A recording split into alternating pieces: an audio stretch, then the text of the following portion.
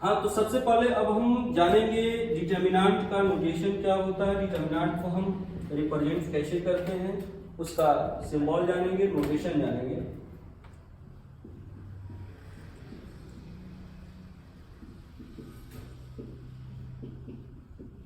Notation of determinant.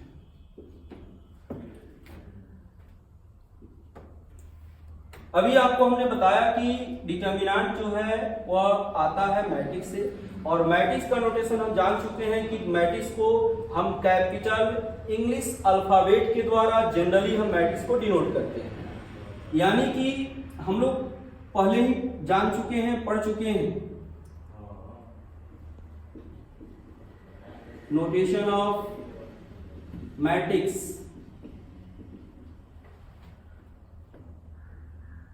Capital English alphabet.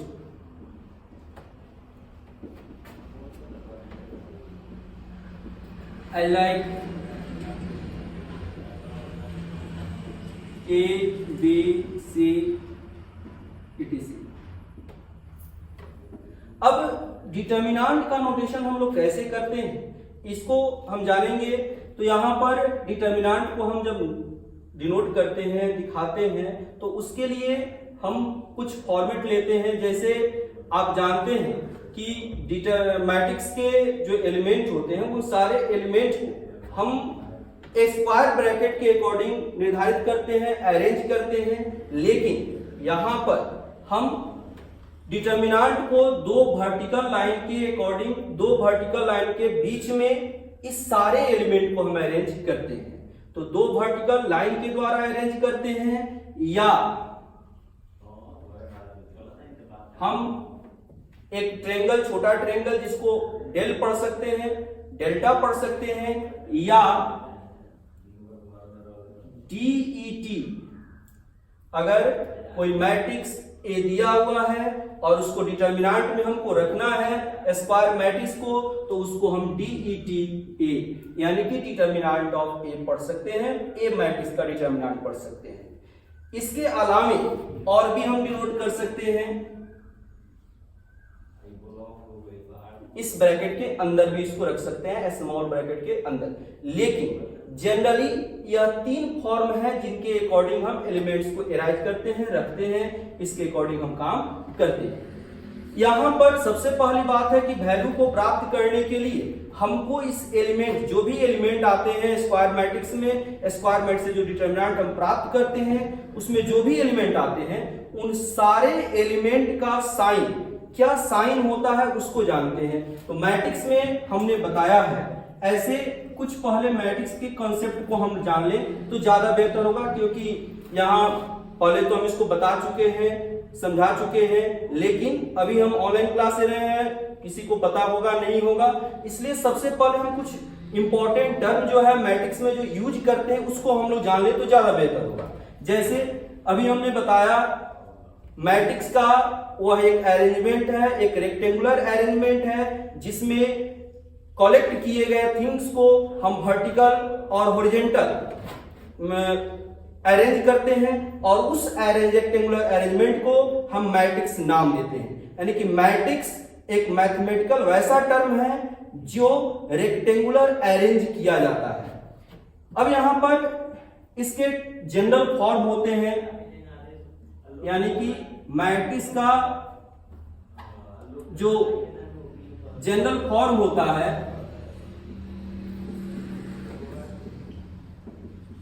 वह AIJ M/n, यह matrix का जनरल फॉर्म होता है। अगर जैसे कि हम बताएं कि इसको कैपिटल इंग्लिश अल्फाबेट के द्वारा हम डिनोट करते हैं, तो हम एक इंग्लिश अल्फाबेट ले ले, कैपिटल A। अब यहां से पहले यहां पर इस टर्म को जान ले कि यह सब है क्या। तो मैट्रिक्स को तो हम कैपिटल इंग्लिश अल्फाबेट से डिनोट करते हैं, इसमें आने वाले एलिमेंट को स्मॉल अल्फाबेट के द्वारा डिनोट करते हैं, जैसे कि हम यहां पे लिखा हुआ है A। और यहां पर और भी सारे टर्म हैं, जैसे I है, J है, M है, N है। तो इन पार्टिकुलर सारे को जानने की यह होता क्या। M जो हो गया इसको कहते हैं रो ऑफ मैट्रिक्स। रो क्या है? तो रो हो गया जो आपका अरेंजमेंट होता है, उस अरेंजमेंट में जो हॉरिजॉन्टल लाइन होता है उसको हम कहते हैं रो।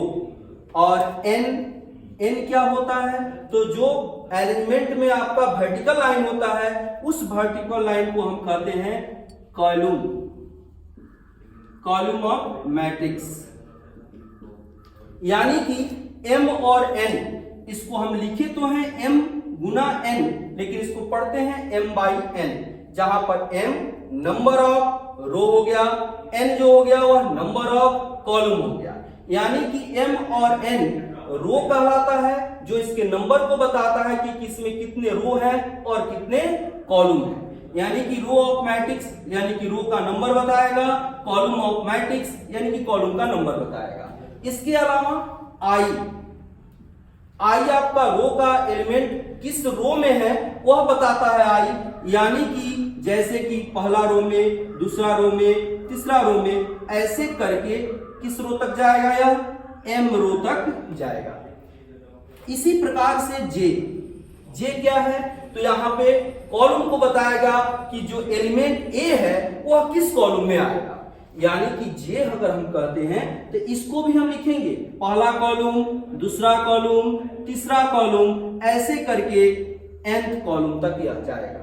अब यहां से इन सारे व्यवस्था से अगर हम किसी मैट्रिक्स को बनाते हैं, जैसे कि हम मान लेते हैं कि कोई मैट्रिक्स हो गया ए, अगर हम यहां से मैट्रिक्स को लाएं तो देखिए यहां पर एलिमेंट्स ए, पहला रो कहने का मतलब फर्स्ट हॉरिजॉन्टल लाइन यानी कि फर्स्ट रो, और पहला कॉलम यानी कि फर्स्ट वर्टिकल लाइन यानी कि A11 का मतलब हो गया कि यहां जो एलिमेंट होगा वह फर्स्ट रो में होगा और फर्स्ट कॉलम में होगा। फिर यह हम फर्स्ट हॉरिजॉन्टल लाइन में ही आ रहे हैं यानी कि पहले रो में ही है, लेकिन हमारा वर्टिकल लाइन जो है दूसरा हो गया यानी कि जस्ट लाइक हम दूसरे कॉलम में आ गए। इस तरह करके A13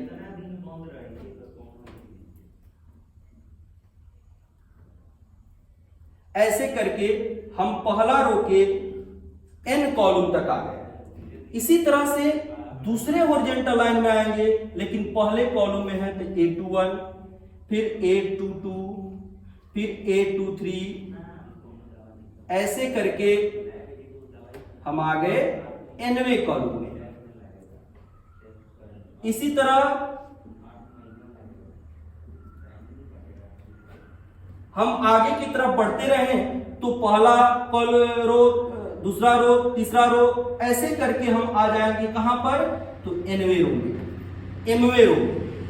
M row first column, M row second column, M row third column, ऐसे करके हम आ गए। रो हमारा m है लेकिन कॉलम हमारा n हो गया। इस तरह हमने यह m बाई n का एक मैट्रिक्स तैयार किया। कोई भी मैट्रिक्स तैयार होता है तो इसी कॉन्सेप्ट पे तैयार होता है, इसी जनरल फॉर्म पे तैयार होता है।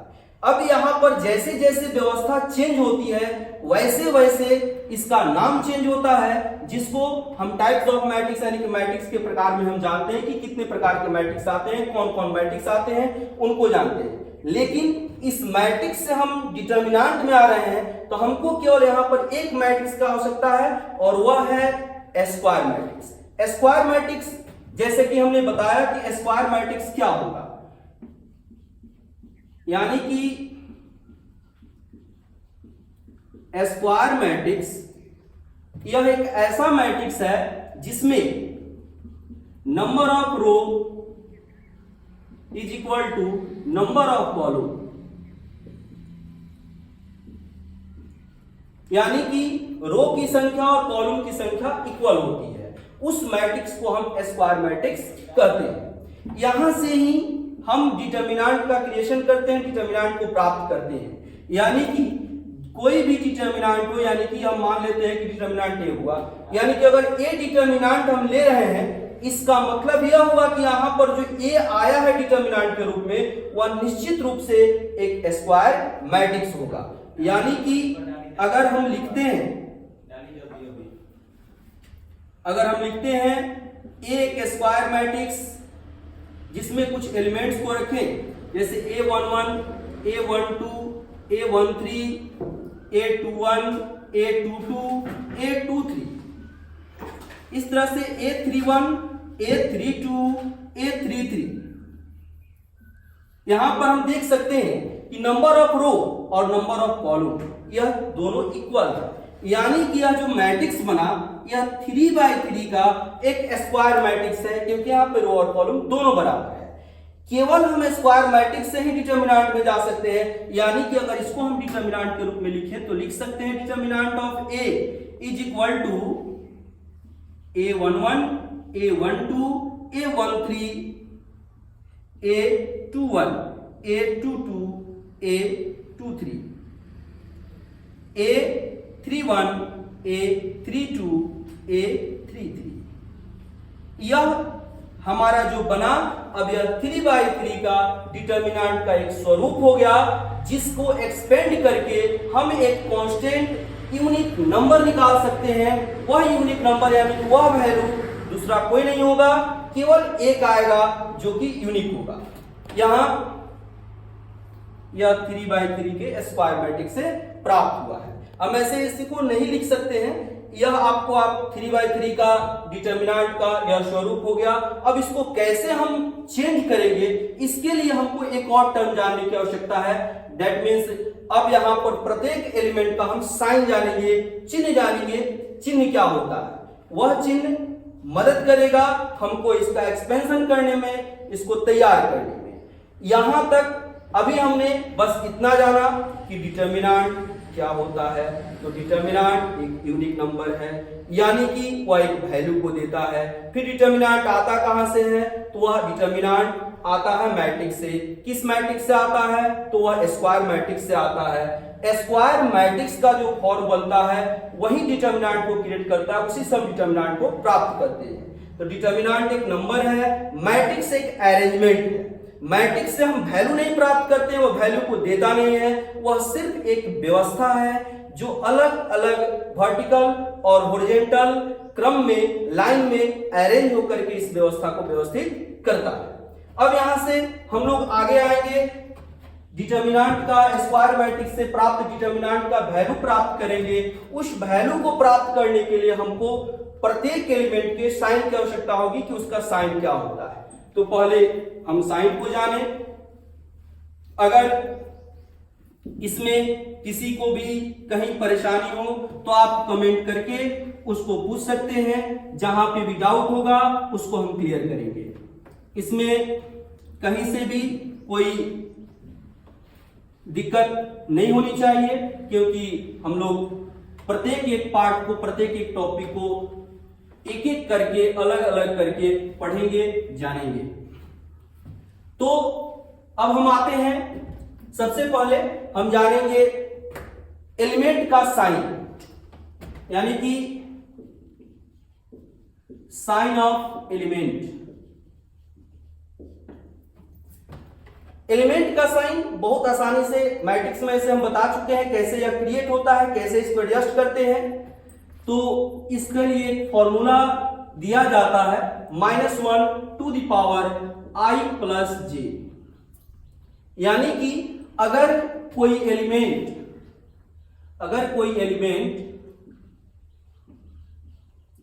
a i j, जहां पे आप जानते हैं कि i और j क्या है, i आपका रो है और j आपका कॉलम है, यानी कि i और j मात्र यह बताता है कि यह जो a एलिमेंट है किस रो में है और किस कॉलम में। इसके लिए यहां पर इस aij के द्वारा यहां से हम इसका चिन्ह प्राप्त कर सकते हैं। अब -1 to the power i plus j, इससे हम चिन्ह निकाल लेंगे।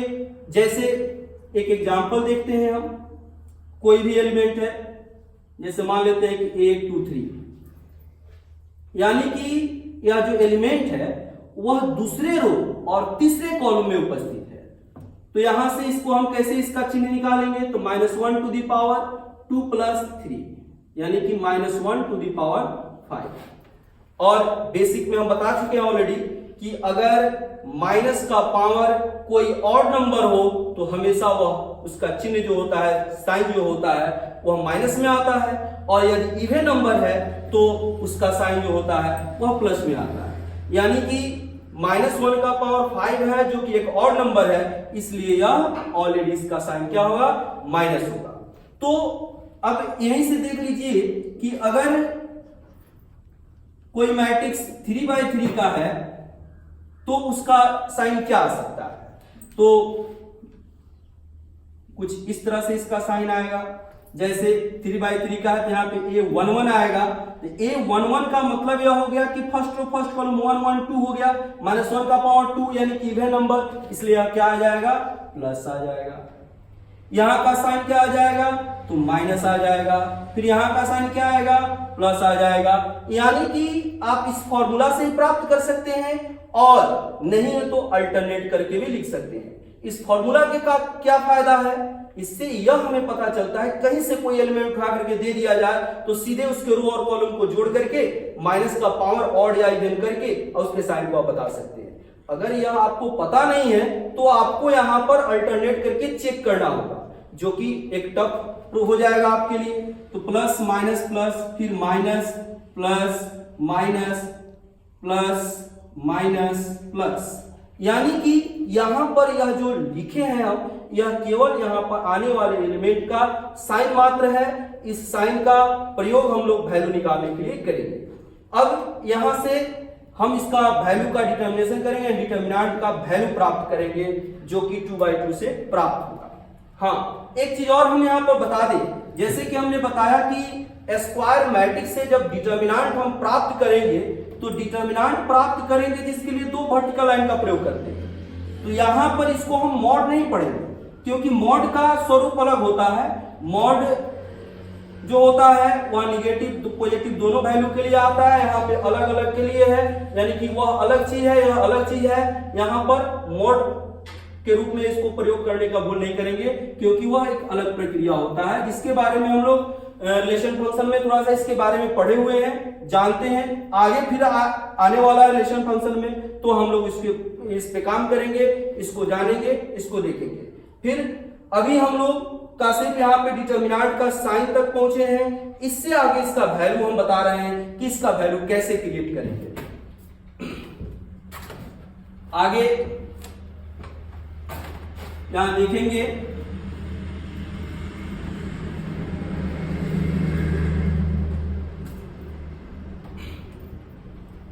ऐसे वैल्यू को जानने से पहले, ऐसे मैट्रिक्स में तो हम बता चुके हैं कि मैट्रिक्स जो प्राप्त होता है एलिमेंट, वह एक लीनियर इक्वेशन के द्वारा हम प्राप्त करते हैं, उसके माध्यम से प्राप्त करते हैं। क्लास 10th में पढ़े हैं, आप लोग जानते हैं, linear equation in two variable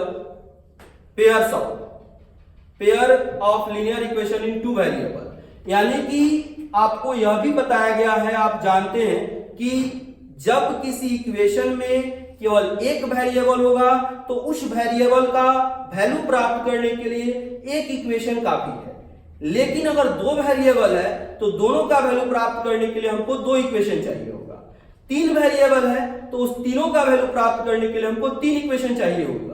तो यहां पे जो हम 2/2 का मैट्रिक्स क्रिएट करते हैं तो वह linear equation in two variable से प्राप्त होता है।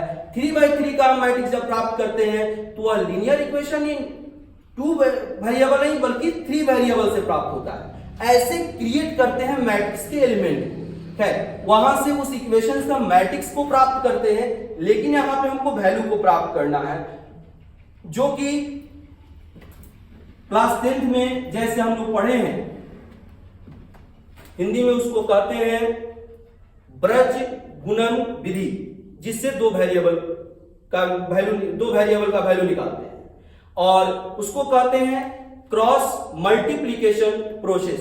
जैसे कि थोड़ा सा उसमें हम हिंट्स देते हैं जो 10th क्लास में आप लोग पढ़ चुके हैं, जैसे a1x plus b1y plus c1 is equal to 0, a2x plus b2y plus c2 is equal to 0।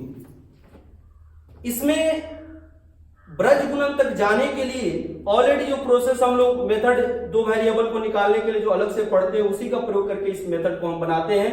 जैसे अब यहां पर अगर हम सब्स्टिट्यूशन मेथड लगाते हैं, चाहे क्या कहते हैं कि एलिमिनेशन मेथड लगाते हैं, तो उसके द्वारा हम यहाँ पे इसके वैल्यू को प्राप्त करते हैं। और फाइनली हमें वैल्यू क्या प्राप्त होता है, तो वैल्यू कुछ इस प्रकार से प्राप्त होता है, यानी कि x b1 c2 minus b2 c1 is equal to y by c1 a2 यानी कि a2 c1 minus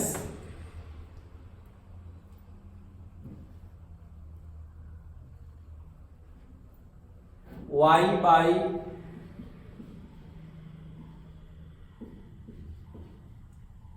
a2 c1 minus a1 c2 और 1 by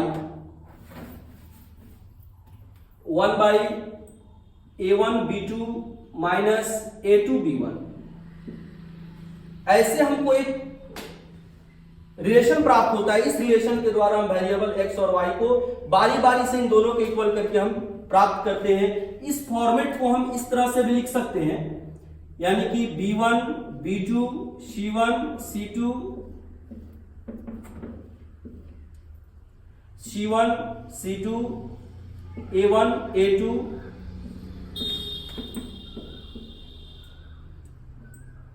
a1 a2 b1 b2। और यह जो फॉर्मेट है यही 2/2 के डिटर्मिनेंट के वैल्यू को देगा, और इसी फॉर्मेट को जो हम लोग क्लास 10th में ऑलरेडी पढ़ चुके हैं वही यहां पर इसके 10th डिटर्मिनेंट के वैल्यू को देता है।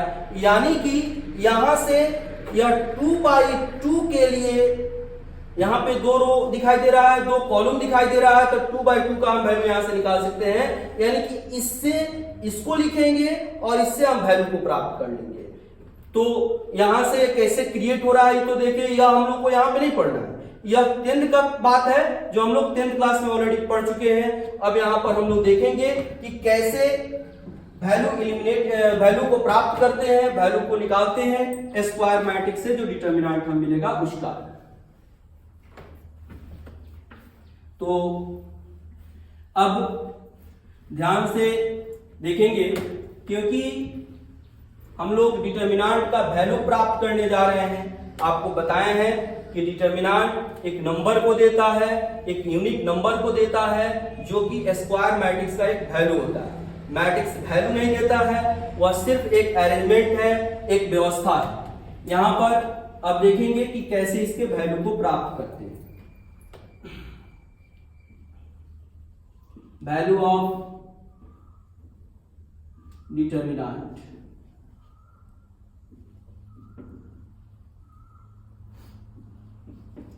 सबसे पहले हम प्राप्त करेंगे 2/2 के,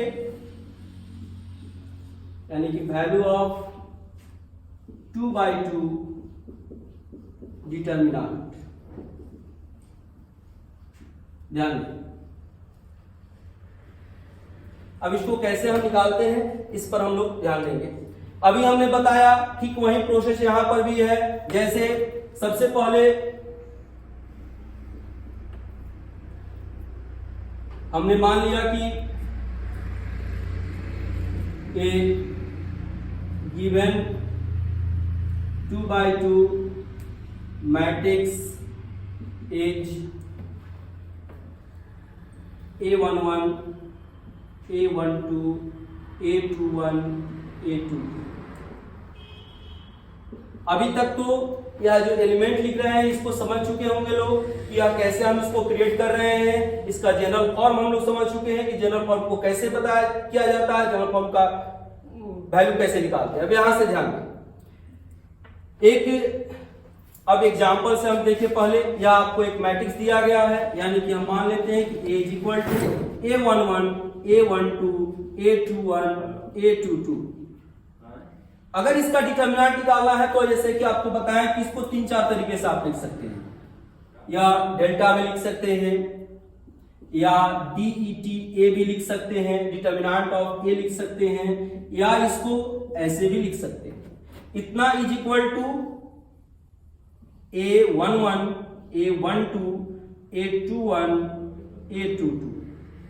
और वही जो क्रॉस मल्टीप्लिकेशन का जस्ट अभी पहले हमने दिखाया था कैसे इसको निकालते हैं, वैसे ही इसको हम निकालेंगे, यानी कि इसको इसके साथ मल्टीप्लाई कर देंगे और फिर इस टर्म को इसके साथ मल्टीप्लाई करके घटा देंगे, यानी कि बताइए A11 into A22 minus A21 into A12। एक एग्जाम्पल इस पर देखते हैं,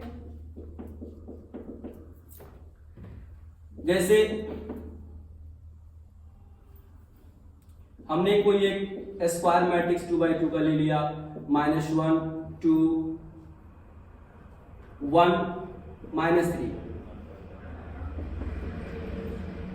इसको हल करना है, -1 2 1 -3।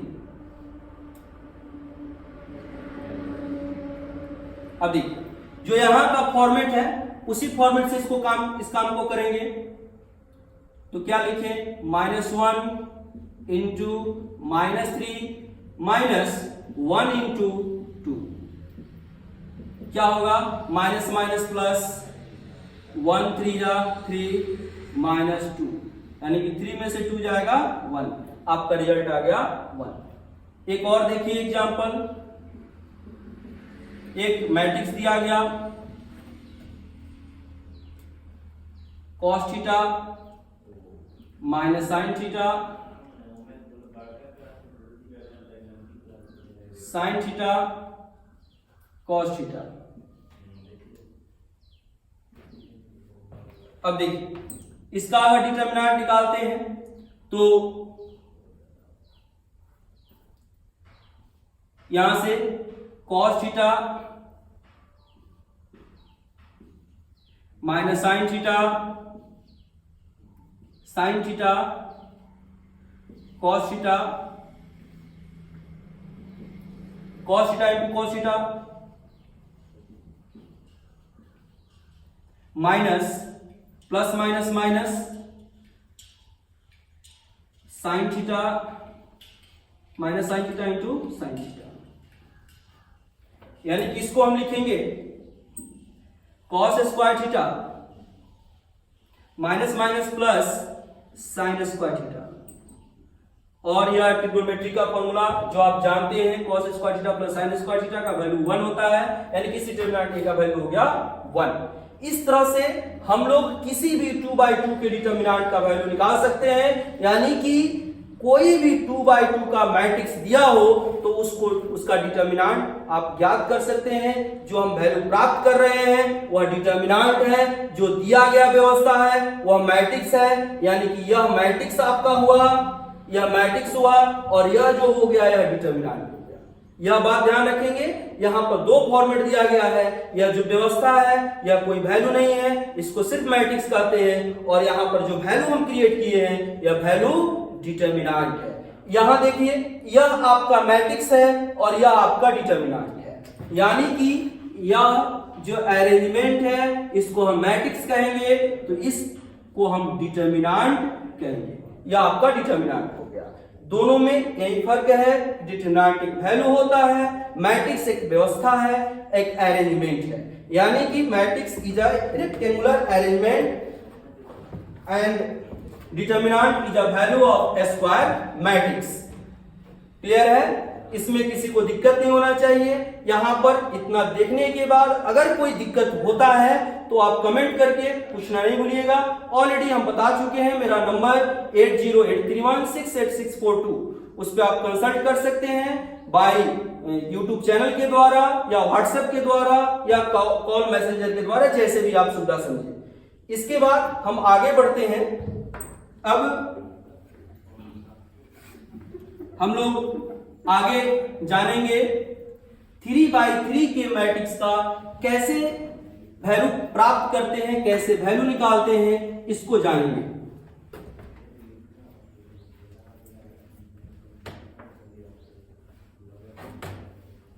देखिए अब हम देखने जा रहे हैं value of 3/3 matrix.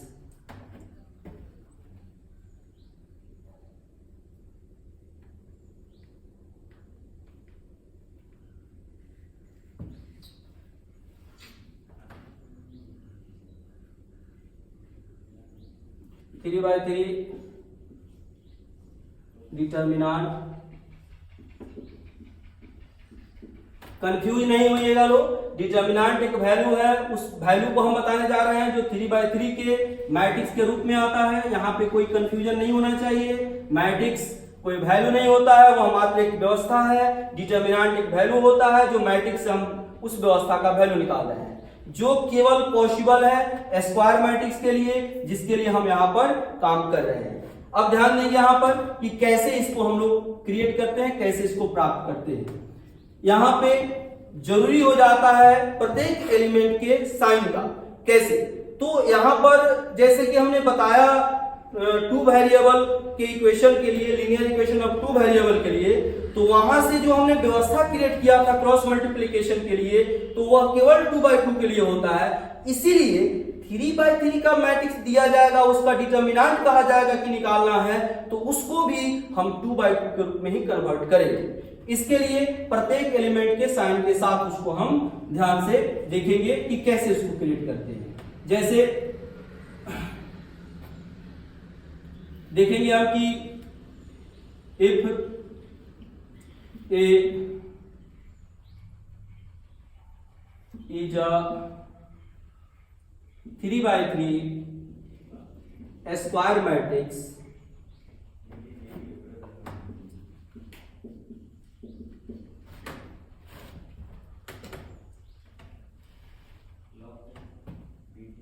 and A is equal to A11, A12, A13, A21, A22, A23, A31, A32, A33।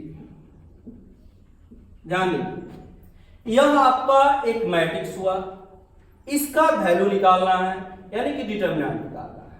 अब इसको एक्सपेंड करेंगे। इसको हम 6 तरीके से सॉल्व कर सकते हैं। 3 रो है, 3 कॉलम है, यानी कि 3 रो और 3 कॉलम है, तो किसी भी रो या किसी भी कॉलम के रिस्पेक्ट में आप इसको एक्सपेंड कर सकते हैं, और 6 एक्सपेंशन का जो वैल्यू आएगा वह एक कांस्टेंट वैल्यू होगा, यानी कि इसके वैल्यू में कोई चेंजिंग नहीं होगा। आप जैसे चाहें, बशर्ते कि यहां पर प्रत्येक रो या कॉलम में आने वाले एलिमेंट के साइन का ख्याल रखना होगा, ध्यान देना होगा कि साइन जो हो वह परफेक्ट हो, साइन को ढंग से वहां पे अरेंज करके रखें। अब यहां से देखेंगे कि इसका डिटर्मिनेंट कैसे निकालते हैं। डिटर्मिनेंट ऑफ ए, ध्यान दें, A11, A12, A13, A21, A22, A23, A31, A32, A33, यह आपका डिटर्मिनेंट। अब यहां से इसको एक्सपेंड करेंगे। इसके लिए हमको लिखना पड़ेगा एक्सपेंडिंग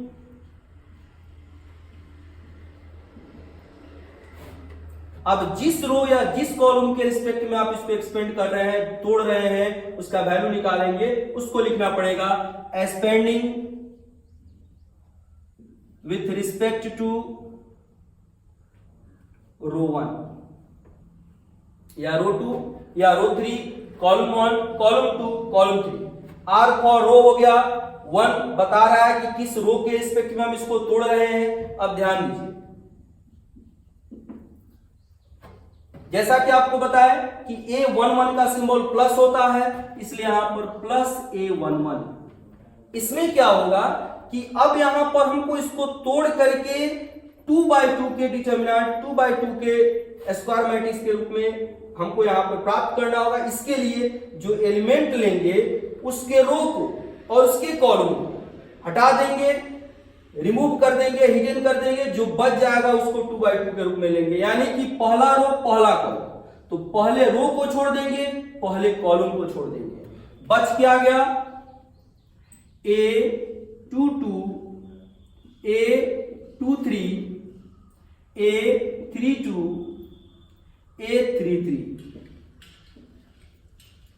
फिर पहला रो का दूसरा एलिमेंट जो है, इसका सिंबल हमने बताया है, इसका सिंबल होगा माइनस, यानी कि A12। A12 हो गया। अब यहां पर पहला रो दूसरा कॉलम, यानी कि पहले रो को रिमूव कर देंगे, दूसरे कॉलम को रिमूव कर देंगे। बच क्या जाएगा? A21, A23, A31, A33। और तीसरा एलिमेंट A13 है, इसका सिंबल हो गया प्लस A13। A13 का मतलब हो गया कि पहले रो को रिमूव कर दे, तीसरे कॉलम को रिमूव कर दे।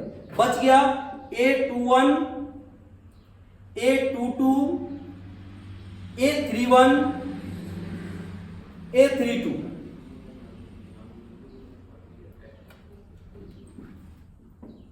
अब ध्यान दें, जैसे 2/2 के लिए हमने एक्सपेंड करके बताया, सॉल्व करके बताया, ठीक वैसे यहां पे सॉल्व करेंगे।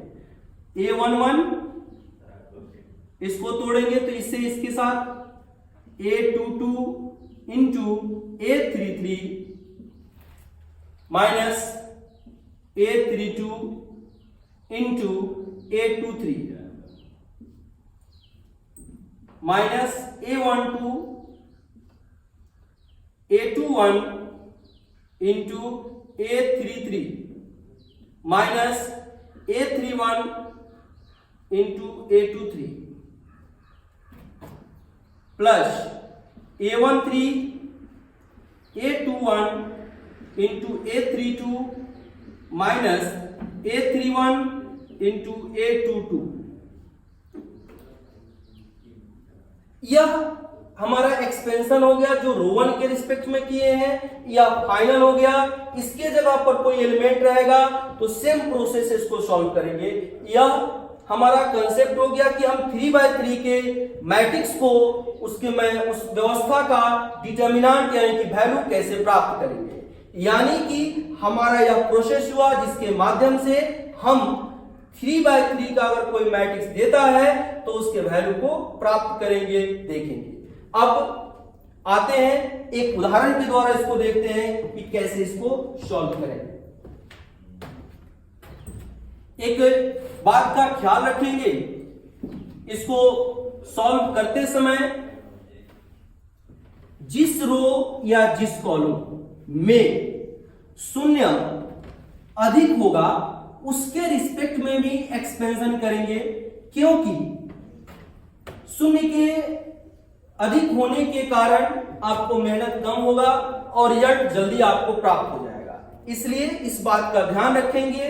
पहले हम यह देख लेंगे कि किसी रो या किसी कॉलम में भी अगर एक या एक से अधिक शून्य है तो उसके रिस्पेक्ट में इसको सॉल्व करेंगे। इसका फायदा हम लोग आगे जानेंगे। प्रॉपर्टीज ऑफ डिटर्मिनेंट जब पढ़ेंगे वहां पे आपको बताया जाएगा कि किसी भी स्क्वायर मैट्रिक्स का अगर कोई एक रो या एक कॉलम का सारा अवयव शून्य होता है तो उस डिटर्मिनेंट, उस मैट्रिक्स के डिटर्मिनेंट का वैल्यू शून्य आता है। अब यहां पर देखेंगे एक उदाहरण के द्वारा।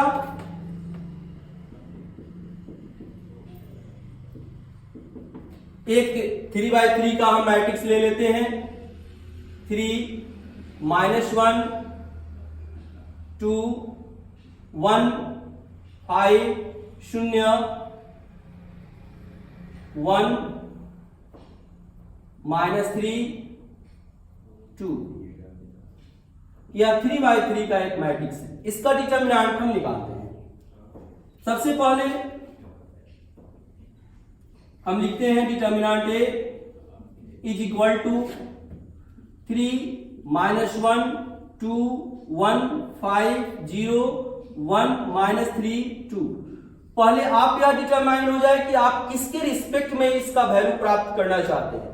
इसमें कोई कंफ्यूजन नहीं होना चाहिए कि किसी रो या किसी कॉलम के रिस्पेक्ट में अगर हम डिटरमिनेंट प्राप्त करते हैं तो वैल्यू अलग अलग प्राप्त होंगे।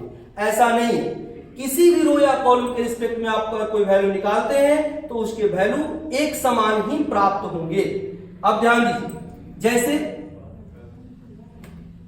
हम एक्सपेंड करते हैं पुनः रो 1 के रिस्पेक्ट में ही, expanding with respect to row 1।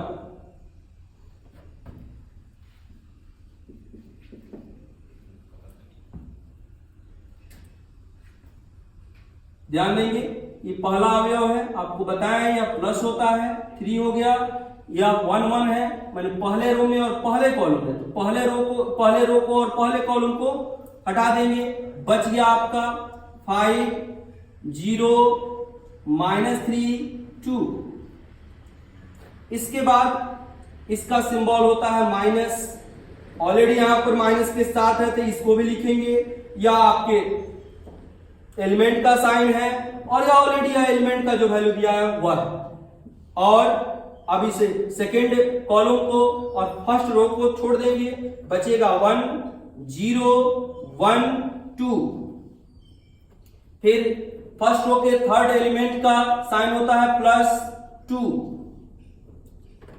अब इस कॉलम को छोड़ देंगे, इस रो को छोड़ देंगे, बचेगा 1 5 1 -3 3 हो गया, 5 × 2 -3 × 0 -+1 1 × 2 -1 × 0 +2 1 × -3 -1 × 5, यानी कि 3 × 10, या 0 में हो जाएगा तो 0 +1 2 -1 0 +2, इससे मल्टीप्लाई करेंगे तो -3 -5, 10 में से 0 जाएगा तो 10, 3 × 10 प्लस 1 × 2 -3 -5 -8 होगा, प्लस 2 × -8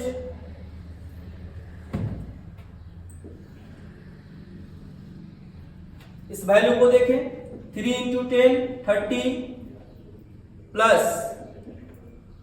1 × 2 2 प्लस माइनस 2 × 8 16, प्लस को एक साथ ऐड कर ले, 32 -16 माइनस कर देंगे तो 60।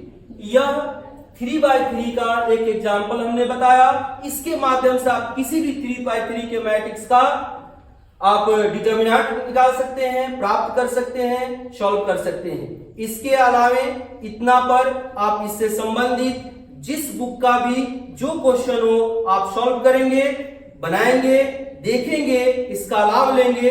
इसके पश्चात अगर कोई डाउट रह जाता है तो आप कमेंट करके बताएंगे। कल हम लाइव नहीं आएंगे, आज चूंकि मेरा पहला क्लास था, आज से ही हम प्रत्येक क्लास का, प्रत्येक विषय वस्तु का क्लास लेने वाले थे, लेकिन आज एक ही क्लास हम ले पाएंगे। इसके बाद हम पुनः, आज आपका 17 तारीख है, कल नहीं 16 तारीख है, हम कल नहीं आ पाएंगे। परसों से कोशिश करेंगे कि वर्ग 9, वर्ग 10, वर्ग 11, वर्ग 12 यानी कि टोटल क्लास के टोटल विषय वस्तु को प्रत्येक 20-20 मिनट का हम एक क्लास आप लोगों को दें। यह चूंकि मेरा पहला ऑनलाइन क्लास है, इसलिए थोड़ा सा इसका अनुभव नहीं था क्लास लेने का, इसमें थोड़ा समय में एडजस्टमेंट में टाइम लगा है, और इसमें अकेले बोल रहे हैं हम तो पता नहीं चल रहा है कि हम क्या कर रहे हैं क्या नहीं कर रहे हैं। इसलिए अगर थोड़ी बहुत अगर किसी को कोई ज्यादा दिक्कत है तो जरूर कमेंट में ही करेंगे, कोई दिक्कत नहीं है। वहां पे जो भी आपको असुविधा होगी उसको हम भरसक दूर करने का प्रयास करेंगे। उसको आप लिख करके वीडियो करके भेजेंगे हमें, तो निश्चित रूप से अगले क्लास में हम डाउट के साथ आएंगे। अगले क्लास में इससे संबंधित हम क्वेश्चन करवाएंगे, एक्सरसाइज करवाएंगे। पहला इससे संबंधित एनसीईआरटी 12 का डिटर्मिनेंट का जो वैल्यू निकालना होगा 2/2 का 3/3 का, उससे संबंधित सारे क्वेश्चन हम करवाएंगे।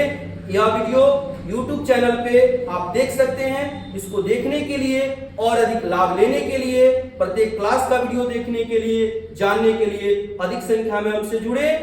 मेरे YouTube चैनल पे आप लाइक करें, सब्सक्राइब करें और नोटिफिकेशन बेल जरूर दबाएं, जिससे कि अधिक संख्या में मेरा वीडियो पहुंच सके और आप इसका लाभ ले सके। धन्यवाद।